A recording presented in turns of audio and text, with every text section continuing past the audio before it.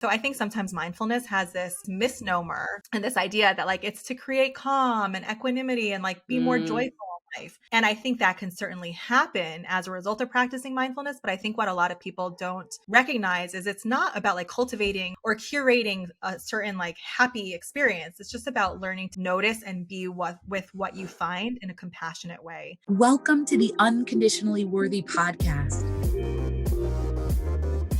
I'm your host, Dr. Adia Gooden, a licensed clinical psychologist who believes deeply that you are worthy unconditionally. Hello and welcome to another episode of the Unconditionally Worthy Podcast. On this episode, I have special guest Dr. Leah Katz. She is a licensed clinical psychologist and the author of the book Gutsy Mindfulness Practices for Everyday Bravery. I first encountered Dr. Leah on Instagram, where she shares lots of insightful tips and wisdom about mindfulness, self-compassion, self-worth, and I really resonated with what she shared. And so I invited her to be on the podcast and she agreed. So you're going to want to tune in to this episode. We talk about mindfulness, we talk about self-compassion, and we talk about how those things really serve to support us in showing up in our lives as the people we want to be, right? They help us with courage and bravery to make changes, even through challenge. And so it's a really powerful episode. If you resonate with this episode, I want to invite you to enroll in my course, Date Yourself, 4 weeks to a healthy relationship with you. Some of what we talk about in this episode is how to use self-compassion in order to release self-criticism, to build a healthy relationship with yourself, to really tune into yourself and get to know yourself. And that's exactly what my course, Date Yourself, guides you to do. It's a transformational course that helps you build a healthy relationship with yourself. So you're going to learn evidence-based practices and strategies to release self-criticism, integrate self-compassion in your life, and to tune into yourself and learn to take good care of yourself. So it's a really powerful and transformative course that you can do on your own time, and it's available now. So if you're interested in that course, go to unconditionallyworthy.com/date yourself, and you can enroll now. Okay, let's get into the show. I am so very excited to welcome Leah Katz, Dr. Leah Katz, onto the podcast today.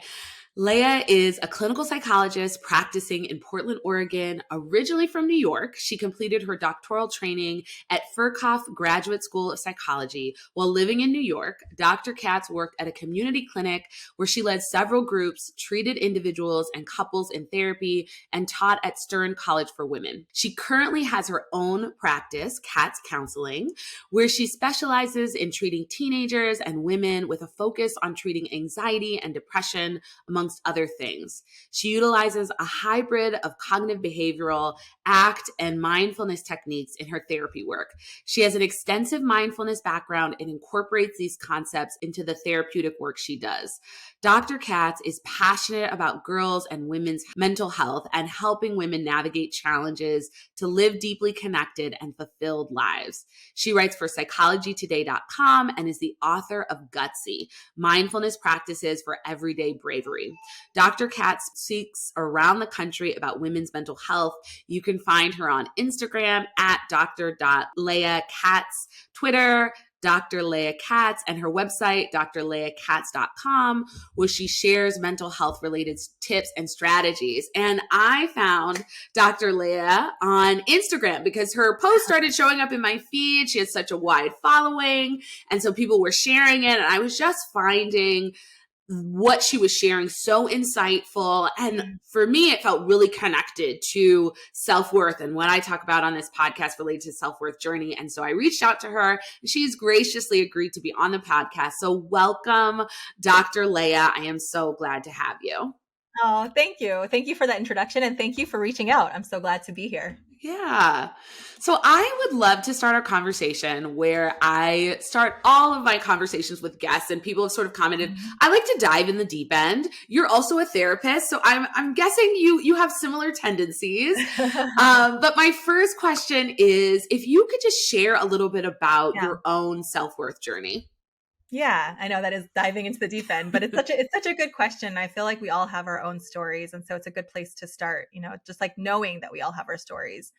So let's see. I talk about this in Gutsy a little bit more, but to give you the short form, I was born and raised in, well, I wasn't born. I was raised in New York, born in Colorado, but we moved when I was young, youngest of 5 children. And I grew up in a very sheltered, very religious home where there was very high expectation of what we should be doing, and a lot of emphasis placed on external validation and what other people were thinking and doing things to make other people happy. And so that was, and in a lot of ways, there was a lot of beauty. And I write about this in my book too, because I'm so careful to not like get black and white about what that was like. There was a lot of beauty in that community, but I think there was a lot of de-emphasis on the self and who we are as people, and sort of conforming to the social expectations that were all around us.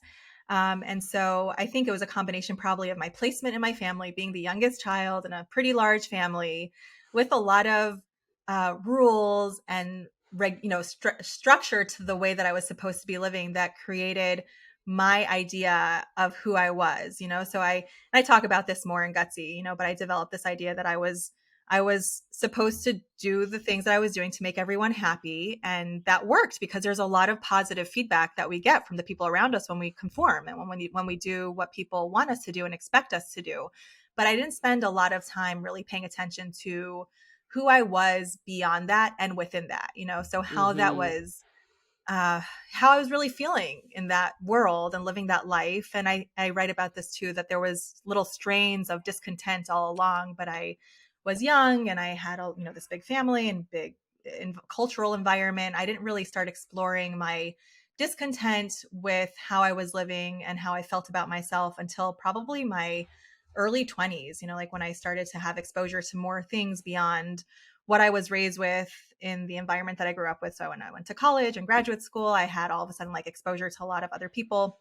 And it really helped me to recognize that there was a lot of different ways of living life, and B, that I could attend to what was making me unhappy in my own life and give myself permission to explore and find myself. So I guess like that's loosely connected to self-worth, like where, and I write about this too. I think like for a very long time, probably until my early 20s, I felt like I was like really strong. And I felt like if someone would have asked me like, how are you feeling about yourself? Or how's your self-worth? Like I would say like, great, I feel amazing. I feel really good about myself.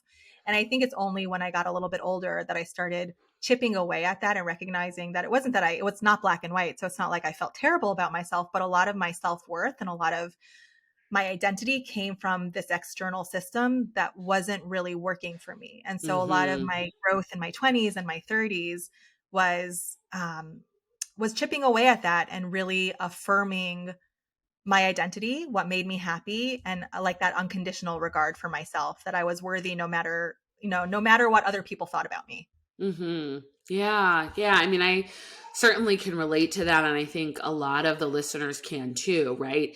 I think some people sort of grow up never fitting into the systems, right? That they are sort of their family system, the school system, their environment, and sort of always feeling like there's something wrong with me. I'm being told that I'm bad or wrong in many different ways. And other people, right, then there's lots of range, right? But on the other end of the spectrum, there's this, you really do fit in, right? And you know how to conform to the rules, right? You know how to kind of do what people want you to do, right? Like, you know how to, you have the ability to navigate our education system as it is set forth with the structures, right? You know how to get the good grades and you have the capacity to do that.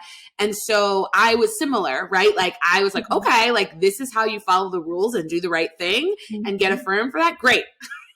Like I got it. Right. And so same, it's like, it wasn't until a little bit later that I sort of really thought about the emptiness I felt, the sadness I felt, the loneliness I felt, and connected that to self-worth challenges. And then also saw this like constant pursuit of achievements and academics and whatever, like wasn't making me feel the way I thought that it would make me feel. It wasn't making me feel worthy.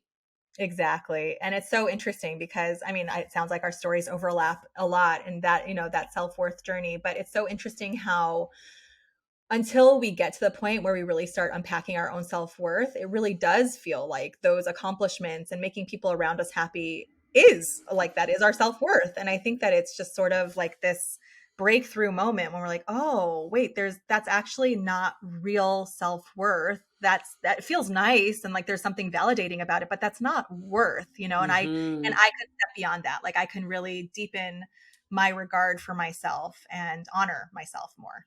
Yeah. Yeah. And I think it's important for people to know that that's a process. And, we don't live in a society that encourages that self exploration and that process of learning yourself and figuring out, what does make me happy? What does honor my needs? What are the parts of me? And you mentioned this, right?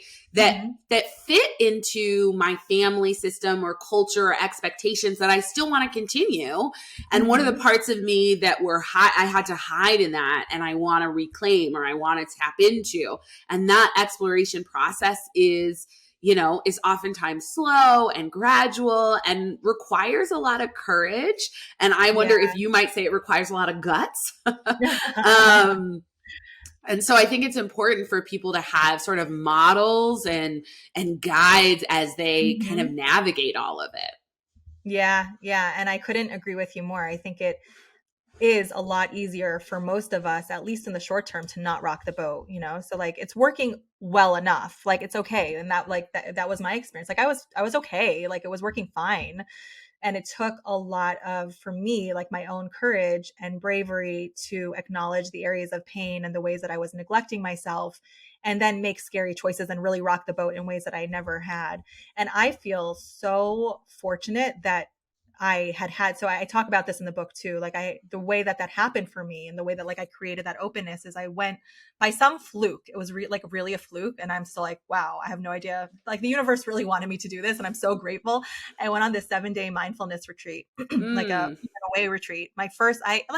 Meditation's been popular for a long time and I'm a therapist. And so I dabbled in meditation in little small ways. I never gone on a retreat or like any extended sort of meditation practice. And then my therapist at the time was big on going on these retreats. And so it was right before we moved from New York to Portland. And she said, like, she had been pushing me to go on one of these retreats for a long time.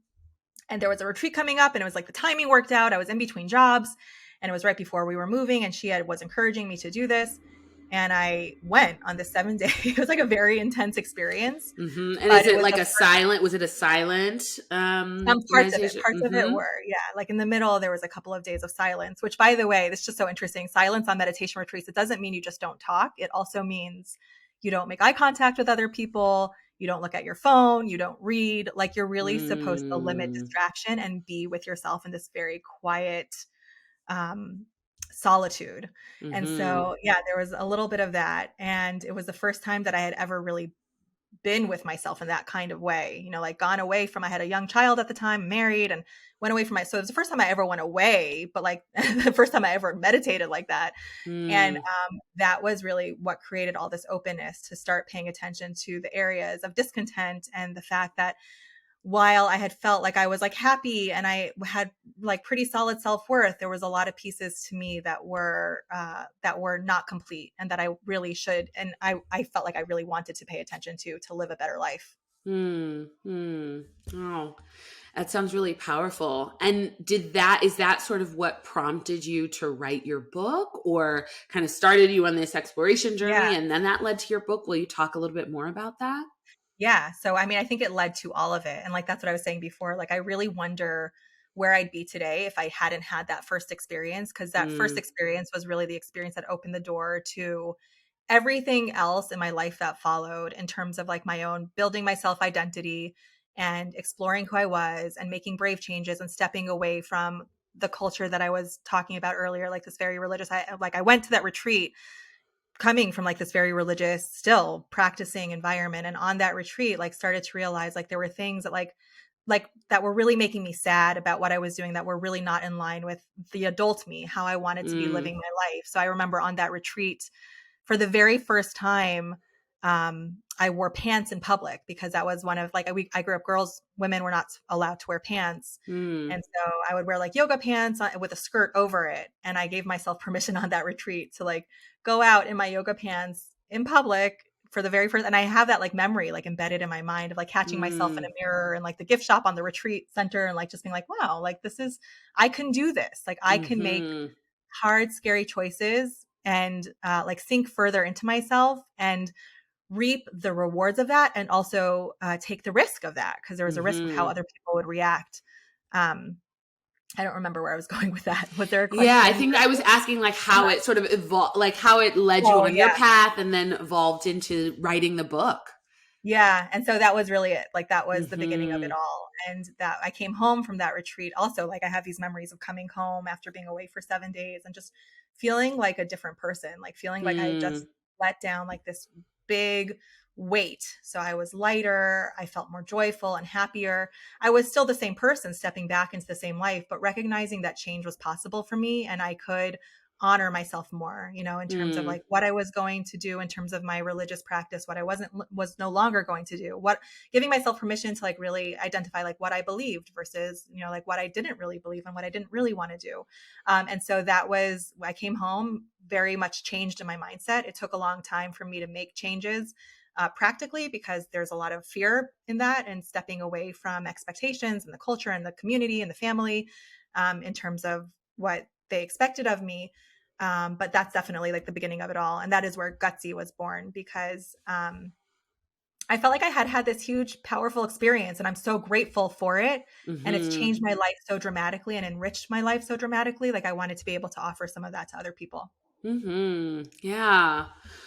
Well, it sounds like it took a lot of guts, right? You sort of from this retreat moved into this gutsy space in your life, and it wasn't like you threw everything away and and you started sort of making more space for yourself and really honoring yourself in a really powerful new way. And I'd love you to just share like what's your conceptualization of what it means to be gutsy? Yeah. I mean, I think gutsy in its loosest terms is being brave, you know, Mm, and being brave and being gutsy. I think a lot of times we think it's these big acts, you know, like making big changes in our life or choosing to end a relationship that hasn't been going well or leave a religion that hasn't been working for you, or, you know, like we think of it as being like gutsy, bold, big things, and it doesn't have to be. So I think gutsy, and I talk about this in my book too, in the very beginning, it's like this idea of like the quiet fire, you know, so it's like the mm, fire, but it could be quiet, it could be subtle. And I think when we pay attention to the subtle areas of discontent in our life, that's where we can make the biggest changes, because those build and build and build. And I think that's what gutsy is. Gutsy is learning to really pay attention to ourselves, do these check-ins with ourselves. How am I doing? Is there anything that I'm holding on to that I wish to be different? Is there any change that I can make? Is there any way I can rock the boat, you know, in a way that will lead me to greater happiness and fulfillment, and letting ourselves make those changes in small little ways. It doesn't have to be big mm-hmm. and it doesn't have to be bold and, you know, but it's scary. Even those small steps are scary. Yeah, I think that makes so much sense, right? Because I think often what happens for people is that they either sort of feel that something needs to shift Mhm. or they ignore, right? Like it's like Mhm. that something needs to Mhm. shift. And because it feels hard and scary to even make little changes, Mhm. they wait until they they are forced to make a big, like, you wait until you have a huge health issue, right? Do something to, like, I often say people tend to blow up their relationships when they don't have the Mhm. courage to like address and maybe even end their relationship in a conscious, intentional way, right? Because it takes so much courage to have a conversation with a partner that says, this isn't working for me, and Mhm. I love you and I'm so grateful for our relationship and I'm scared to end it and I don't think we should be in it, right? Like that takes a lot of courage. And so what people do instead, as it's so uncomfortable, is they blow it up, right?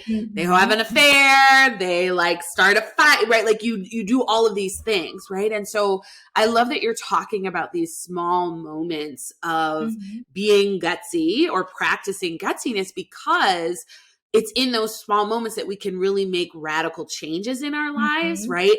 And it may be a little bit more gradual, but it also allows us to avoid some of the big wake up calls that often Right. force you into really huge, all at once, burn the house down kind of things, which, Exactly. ideally we don't have to go through that. Exactly. And, as you're talking, the analogy that's coming up for me is like when we're weight training, we start with weights that like are just beyond our comfort zone. Like we don't start with the lightest weights, but we definitely don't start with the heaviest weights. We start with something that we can hold, but it's a little difficult. And then we build and we build and we build. And I think like that's what being gutsy is. It's like, okay, what's the next thing that I can do to help me feel braver and stronger and more in my own life and in my own body, like agency. So like in a funny, like this might sound like a silly example to people listening, but I think that it's like small things like this. So a lot of people have trouble, like if you order a drink at Starbucks and you get the wrong drink, like a lot of people, I work with a lot of people with anxiety. And I know I've been there before where it's just easier to be like, okay, it's fine. Like I like this drink. It's okay, but it's actually not what I ordered, or I wanted it hot and they served it cold, but like, gutsy can be like just having the courage to say like, oh, hey, like this is actually not what I ordered. Like small little things like that, because it's lifting the weight and flexing that muscle of advocacy and confidence, and like not caring as much about what other people might be thinking about you. Yeah, I love that. I love that as a little example. The thing that comes to my mind is like getting your hair done and it like doesn't look good. And you're like, okay, like, it'll grow out. Right. Oh my gosh, that's so relatable. Right? So I think there's I love the example because there's like so many little ways that we can practice the advocacy and understand that like that can be in line with our values, right? I think sometimes because we're not used to setting boundaries until we're angry or advocating for ourselves until it's like an argument, there's not a model for like, what's a courageous and courageous way to say, hey, this is really what I want, or this is what I need, or thank you so much. And that's not quite right. Can we redo it? Right. And it doesn't mean like this is an awful hairstyle and I'm not paying. Like it doesn't have to be that. It can be like, wow, like I realize that you're really trying, but like that's actually not what I want. So can we spend a little more time and like get it right? Like, you know what I mean? Like that there's ways to do it, even though part of your insides is going to be like, just take it and go, like, just say you're okay and get out of the chair. Exactly. Like that's why I always emphasize in what I write, like that we like giving ourselves permission to do things or speak up for ourselves doesn't give us permission to do it without skill. Like we always need to hold on to skill and really try and keep ourselves regulated, and like that's when we know that like we're doing it right. And I think that's when we know that we're healing. It's like when we could really speak up for ourselves, but do it in the way that you just modeled, like to lead with compassion and empathy. Like, oh, I know that like but really this isn't what I wanted, or can we try this again, or whatever it is for whatever situation. But that's it. Like we've got to find that balanced path. Yeah. Yeah. And so one of the things you talk about is, or I think it's in the subtitle of your book, that mindfulness is something that can give people courage or help people to be brave. Can you talk about how mindfulness helps with that? Yeah. And some of my favorite research studies show the correlation between mindfulness and the quality of being brave, that people who practice mindfulness tend to score higher on these bravery measures. And the reason for that is because practicing mindfulness is this practice of learning to get quieter and notice what's going on for us within us. And oftentimes that can be very uncomfortable, very uncomfortable to find like what we're talking about in our conversation, areas of our life that we're actually not happy with, like just to really it's easier to distract ourselves away from that because things are fine, they're good enough. Or it can feel really uncomfortable and scary to notice how we talk to ourselves, like our inner dialogue, how harsh so many of us are with ourselves, like how we're like beating ourselves up all the time. And that takes a big quality of bravery to say, I'm going to take some time where I can just get quiet and turn inward and pay attention to what I find. And so I think sometimes mindfulness has this misnomer and this idea that like it's to create calm and equanimity and like be more joyful in life. And I think that can certainly happen as a result of practicing mindfulness. But I think what a lot of people don't recognize is it's not about like cultivating or curating a certain like happy experience. It's just about learning to notice and be with what you find in a compassionate way. And oftentimes, because the human experience can be painful and hard for all of us at different points in our life, if we're quiet and we turn inward, what we find is hard stuff. And that takes guts, and bravery. Yeah. I mean, I think even in what you're saying, right, it actually takes some courage to practice mindfulness to be still.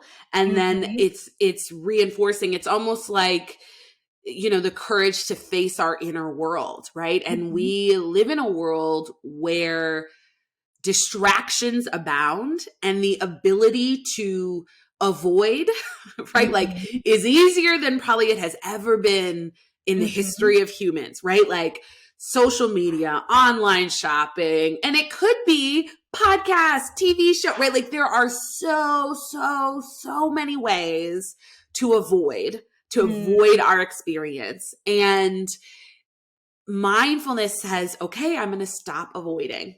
Yeah, exactly. Right? Like I'm going to sit with however I'm feeling, whatever I'm thinking. I'm going to notice it. I'm going to be with it. And then often what's scary is, what if I actually acknowledge what's not working in my life, then what does that mean? Right? Because you talked about this, like you came back from that retreat feeling like, okay, so some things got to change. Right. And that didn't mean like cutting off your family and totally leaving, right? Like your religion, right? And it meant, hey, I'm going to shift some things. And so maybe you had to have some hard conversations, right? With some people and say, hey, this worked before. I know it's working for you still. It's not working for me. Right. And to see, are they going to be angry, upset? Like, that sort of thing. And so I think often people fear, if I go down this path, am I going to have to end this relationship with someone? Am I going to have to? And the truth is we can't say, right? Because it's possible that you may come to some insight that ABC, your job isn't working for you anymore, that it's making you miserable, or your relationship, or where you live, or you know what I mean? And I think what I like to encourage people with is usually on the other side is a life that actually feels like the life you want to live. Exactly. And that's such a beautiful way to put it. And I think that in reflecting on my own journey, that has been so much of my experience, that making changes was hard and scary. And everything you said was accurate. Having really hard conversations, dealing with rejection, dealing with judgment, all of that was hard, and starting to make changes felt scary and felt like taking a big risk in that way, but I wouldn't have it any other way. Like it really, I think when we turn towards the areas of pain, when we turn towards ourself, you really can't go wrong. Like that's my belief. And I know that it can come with like different outcomes that are really hard to hold, but it's so worth it. Yeah. And I think it's also helpful for people to think about, what's the alternative? Right? Like, so let's say you stay living in a way that really isn't aligned, right? Like your relationships aren't aligned, your job or career isn't aligned, like the way you're treating your body isn't aligned. Like, what is the consequence? Right? Like, how much life are you willing to spend in that space? Yeah. Right? And so it's like, okay, like and sometimes that's a slow burn, right? And so people can just like put it off, but it's like, we only get, certain amount of time here. Exactly. Yeah. And I think that that's what I got from that mindfulness retreat too. And I was young-ish when I went on that retreat. One of the younger ones, a lot of people who were there were probably in their 50s and 60s, and I was almost 30. And so I felt really grateful to have had that experience at that stage of my life. But that was a big part of what came from that, like that meditation, is really recognizing that we've got this one life to live and how short it is, and why I love what you said, like, what's the alternative? What's the cost of me not paying attention to myself? Because we're going to pay a price either way, and it's just making a decision about which one we want to pay. Yeah, exactly. Right. It's not like, I mean, I think it's like, I talk to people about, it's like the comfort of, dysfunction, right? Like the dysfunctional comfort versus like true comfort and contentment. And like, in order to get from one to the other, you're going to have to go through actual discomfort and challenge, right? But ultimately it's better, like you're better off. It's going to be better. And so that again takes guts, takes courage. And I think, the mindfulness piece, and certainly self-compassion, which I want to talk about too, helps people to have the tools to be there for themselves during that process. So I'd love for you to talk about kind of how you think about self-compassion, why it's so helpful to use that and to replace those harsh self-critical voices that you mentioned earlier. I think self-compassion is the cornerstone that we need to make the changes that we're talking about today. You know, if we really want to pay attention to the areas of discontent and pain in our life and make change for ourselves and set goals for ourselves, if we don't do it in a compassionate way, I think we're just going to like end up going in circles, you know, because like then we're just reinforcing other negative habits or hard ways of talking about ourselves. But self-compassion is where it starts. And I think it's just what we need to carry with us along the journey to make it the most rewarding journey and the most effective journey I think that we can possibly have. So self-compassion is really this idea of learning. So mindfulness is what's here for me. Let me pay attention. What thoughts am I having? How's my body feeling? What emotions am I having? And then the self-compassion that we need, which is also a part of mindfulness practice, is what kicks in after we find what we find. You know, so often, so many of our brains are trained to like say, oh, my shoulder's hurting me. Oh, shoot. Like, why am I like slouching? And why am I like, we go right away from like the observation of what's here for us right into some sort of like judging narrative about what we find, you know, or we glimpse at ourselves in the mirror and they say, oh, I really like need to lose weight. Look at me. I'm, you know, like, so we have the observation and then right away our brains are trained to jump in and like deliver something really harsh and unkind to ourselves. And that just digs us deeper into a hole, like a big hole. And the self-compassion is, I find what I find and how can I be here with it and notice it in this way that's really kind and loving and generous, you know? Yeah, I love that. And you're making me think, so we both sort of practice some ACT, which is acceptance and commitment therapy. And you're making me think about sort of what we talk about in ACT, which is like clean pain versus dirty pain, right? And so clean pain is you stub your toe and your toe hurts, right? Like that's a human thing. You stub your toe hurts. Dirty pain is kind of what you're talking about, Leah, which is, okay, you stub your toe and then your toe hurts and you call yourself, oh, you're so clumsy. I can't believe you did that. How did you not see that wall? You're always running into things. You need to be more careful. And maybe some of that is an internalization of what a parent said to you when you bumped and like were running and jumping and falling as a kid and scraping your knee. And then suddenly it's your mom's voice saying like, how could you do that? You're going to right? And so, and then that's the hole you dig yourself into. So not only does your toe still hurt, right? That, you know, the criticism did not take that away, but now your heart hurts, right? Your soul hurts. Like now you feel embarrassed and now you feel silly and clumsy and all of these things. And it didn't make your toe feel better. And it honestly isn't going to make you more careful about how you move your body around a space. It just makes you feel bad. It digs you into a hole. Exactly. And I think like that's also like the ACT way of framing it, like the difference between pain and suffering, you know, and there's this really beautiful old Buddhist tale that I think illustrates this so nicely. If you imagine a man walking in the forest and he gets hit by an arrow in his shoulder, that's very painful to get hit by an arrow. It's like, ouch, he got hit by an arrow. And then he starts going into his mind and saying like, what was I doing out in the forest at night? And what's going to happen? Am I going to die? Am I going to lose my arm? My wife? Oh my gosh. And that's like when he gets hit by a metaphorical second arrow. So the first arrow is pain. You can't control what's happening to you in painful ways a lot of times, but we can control how we choose to be with it. You know, we can control that second arrow. And that second arrow is the suffering. And so I think that that's like a big piece of mindfulness and self-compassion. Like, can we just stay with the pain and notice the pain and observe it and have compassion for ourselves for feeling the pain without going into like that secondary suffering part of ourselves, which we all do, you know, where we're like judging ourselves and berating ourselves and wishing it hadn't been. And yeah. Exactly. Right. And it's the other thing is I really like telling people about the research on self-compassion because I'm sure you see this all the time in your practice, right? I hear this all the time, which is like, but I can't, if I'm self-compassion, I'm going to let myself on the hook. I'm not going to do anything. I'm just going to lay on the couch all the time and I'll never get anything done and I'll never make progress, right? And Yeah. I like to say, actually, we have research that says that self-compassion increases motivation, improves, like reduces stress, improves resilience, right? Like lowers anxiety and Right. depression, right? Like Exactly. it is, as you're saying, a cornerstone. Like when you have the practice of self-compassion to guide you through life, and I know that I use it all the time in my life, Uh-huh. right? It helps you navigate life's ups and downs and show up for yourself and show up in the world in the way that you want to. Exactly. And I think to add to that, it also becomes like this modeling piece for those of us who have kids or people in our life that are watching us. We're giving them a priceless gift by modeling self-compassion. We're helping give them the language of self-compassion. And also to add to like the science behind it, when we practice self-compassion, we have more compassion for others because we know compassion Mm. more deeply.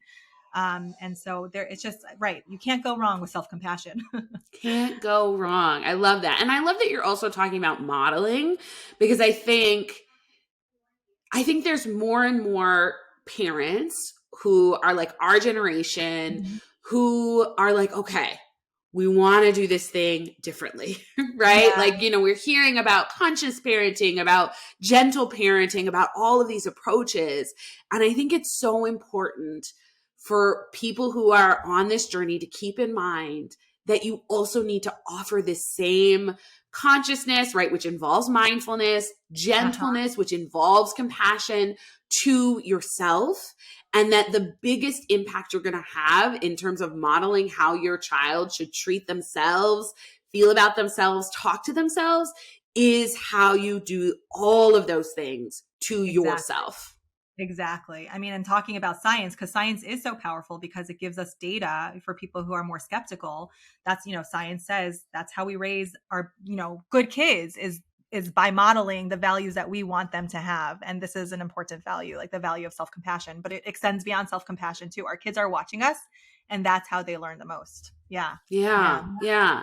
And I think even in that, like, you know, knowing there are some perfectionists listening, like recovering perfectionist here, you don't have to get it perfect, right? And it's actually the process of how you Mhm. respond to missing the mark that is really powerful, right? Like even the process of saying like, "Ooh, mommy did not do that in the way that she wanted to." Like I noticed I was Uh-huh. criticizing myself, or I was criticizing you, or I blah blah blah blah blah. And you know what? I'm going to forgive myself for that. I ask you to forgive me. And Uh-huh. I was having a hard time, right? Like that is the opportunity, right? The Oh my expectation is gosh. not Yeah. perfection. It's No. okay, it's noticing, which again, like mindfulness helps you to notice, right? Mhm. And if you have a regular practice of mindfulness, it puts you in that mode of noticing more quickly because you're training Mhm. your brain to do that. Mhm. And then, okay, you notice and then you respond with kindness and compassion, not, Exactly. well, you should just do everything perfectly and hold your breath because then you'll never, right? Like that's not the Exactly. expectation. No, and I'm so glad you pointed that out because I think people sometimes feel like, "Oh, so I should be mindful all the time?" Oh, great. Well, I'm just like I'm not even gonna do it because like I'm gonna be such a bad meditator or like I can't do that. And that is not the expectation. It's just to bring more of that awareness into your life in small increments and in ways that you can. And you're not gonna do it perfect and you should not be doing it perfect. And no one does it perfect. And yeah, for all you perfectionists out there, recovering perfectionists too. So like I'm talking to myself really also, but like we're not supposed to be perfect, and those, and like what you said so beautifully, the opportunities when we do it imperfectly are such beautiful opportunities to repair. So beautiful, like with ourselves, like, oof, that was a hard way of talking to myself. Like, can I do a do-over with myself? But with the Yeah. people around us too, with partners, with kids, to be able to swing back around and say, like, I know that was hurtful and I'm so sorry. Can you tell me how that made you feel? How can I make Mm-hmm. it right? I mean, I think our relationships get so much closer when we do that. Yes, I love that. I love that. Well, I would love for you to share a little bit about how you encourage people to start integrating mindfulness in their lives or start Mhm. practicing mindfulness. I know you've heard thousands of times, I'm a bad meditator, I Mhm. can't do it, right? So I'm curious about how you sort of navigate those objections and encourage people to start practicing mindfulness, whether it's meditation or integrating mindfulness into their lives.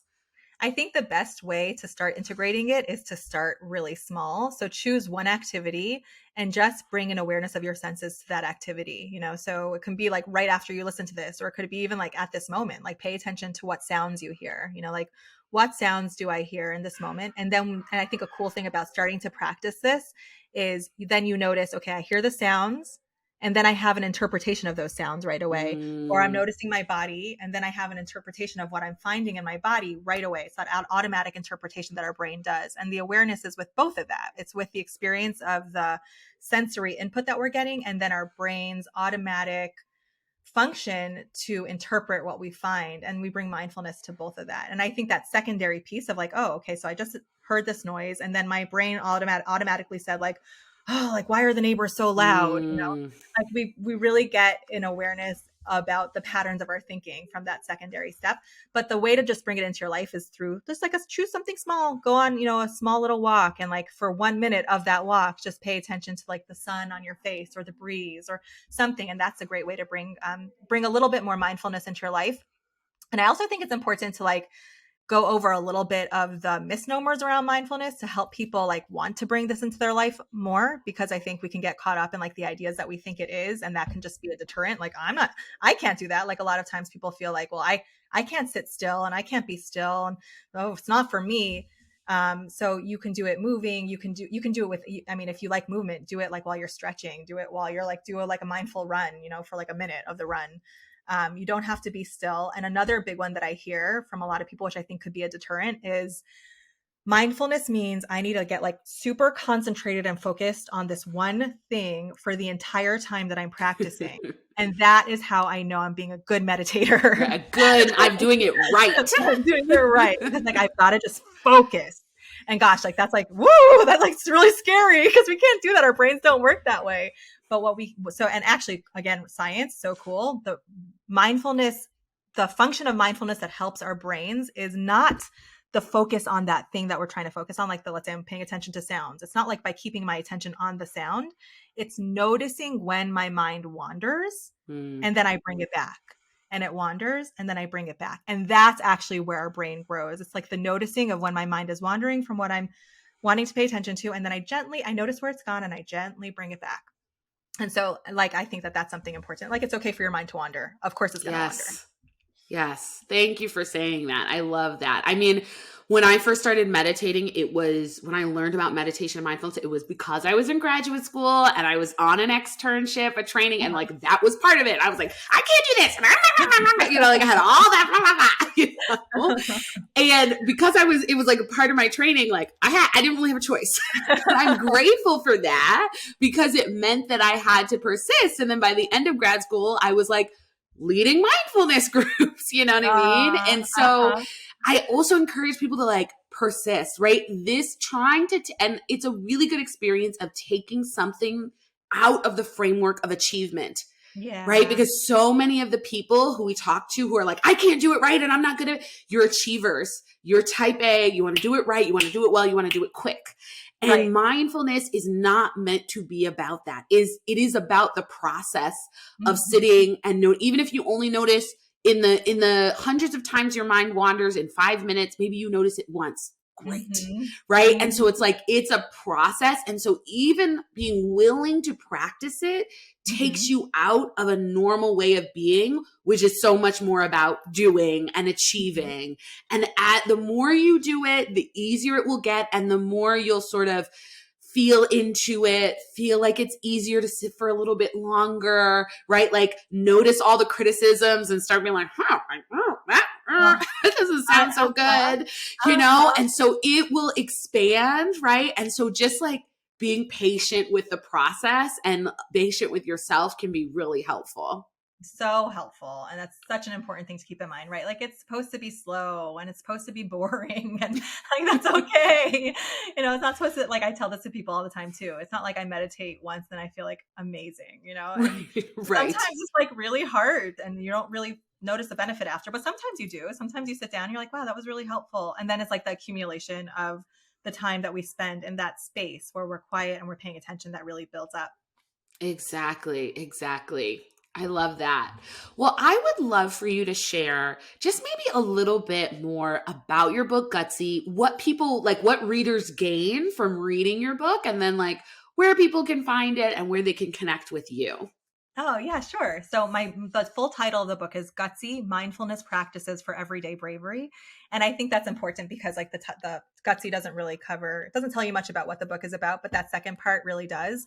So Gutsy is about how we can bring more awareness and mindfulness into our lives to access greater meaning and fulfillment and learn to be brave. And so I talk about lots of different components of that in the book Gutsy, how we can access greater self-worth and figure out who we really are, self-identity, and even things like working with physical pain or getting braver in our relationships.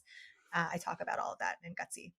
I love that. Well, thank you so very much for taking the time to be here with me on the podcast. I know that the listeners are going to get so much from this. And I'm guessing people are going to also want to follow you. Leah has an amazing Instagram account. That's at least where I follow you. She shares so much wisdom and knowledge. So just tell people, remind people again, we'll link it in the show notes, where they can connect to you on social media, your website, that sort of thing. Sure. Yeah. So I'm on Instagram. My handle's at Dr. Leah Katz. It's Leahkatz.